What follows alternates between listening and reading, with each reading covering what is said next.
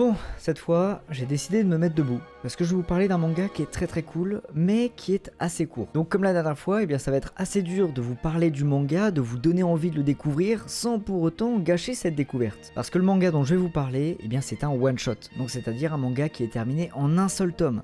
Et un seul tome, bah c'est très court. Eh oui, c'est court, mais au moins ça a l'avantage de pas coûter trop cher. Et ça fait plaisir quand même. Bref, je vais donc vous parler de Look Back, un petit one-shot qui vient de sortir chez les éditions Kazé. En effet, il est sorti aujourd'hui. Et oui, pour une fois, je suis à l'heure, et tant mieux.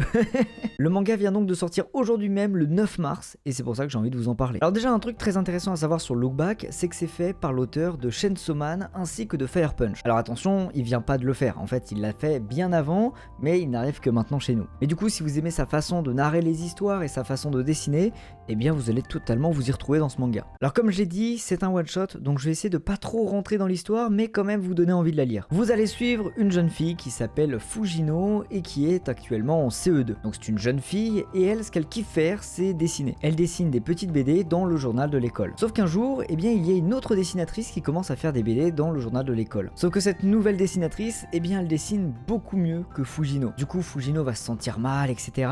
Et il va y avoir plein de péripéties entre ces deux personnages. Pour être honnête, j'ai pas envie de vous en dire plus, alors je sais c'est très peu, mais ça risquerait vraiment de vous gâcher la découverte de l'œuvre. Ces deux jeunes filles vont grandir, évoluer, et vous allez le voir, le récit de ce manga, eh bien c'est un hymne au manga. Je reprends les mots qu'il y a derrière, véritable hymne au manga, c'est totalement vrai. Ce manga va vous montrer tout l'amour que porte le mangaka à cet univers. Vous allez voir un petit peu par quel état d'âme peut passer un dessinateur, un mangaka quand il crée son manga. Les points positifs, les points négatifs, bref, tout ce qui anime un passionné. Honnêtement, ce qui est fort dans ce manga, c'est qu'il y a très peu de pages, et en très peu de pages, on arrive à s'attacher au personnage et à vivre de vraies émotions avec lui. C'est puissant.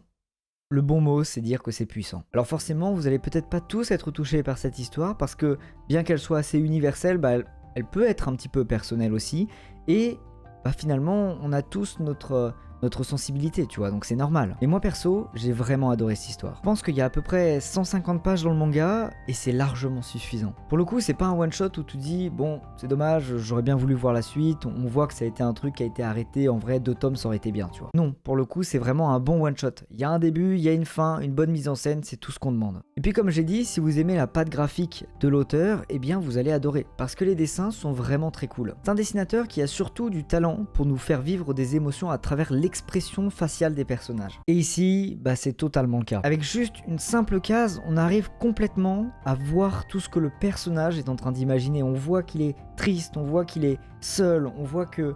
Voilà, on voit partout les états d'âme par lesquels il passe, grâce à seulement quelques petits dessins, et ça marche trop bien. En fait, ce que j'aime bien avec les dessins de ce mangaka, c'est que si son personnage est triste, eh bien c'est pas forcément un mangaka qui va mettre des grosses larmes sur son dessin. C'est pas un mec qui va dessiner des énormes larmes sur son personnage, non, pas du tout. C'est un mangaka qui va plutôt essayer de dessiner un personnage avec des traits creusés, avec un regard vide, tu vois, un personnage qui, on sent sa tristesse, mais pas forcément parce qu'il pleure en fait, mais parce que son visage donne l'impression qu'il est triste. Et ça, c'est très fort. Puis même, j'ai parlé des dessins pour les visages et tout, mais les décors aussi sont superbes. Regardez par exemple cette planche.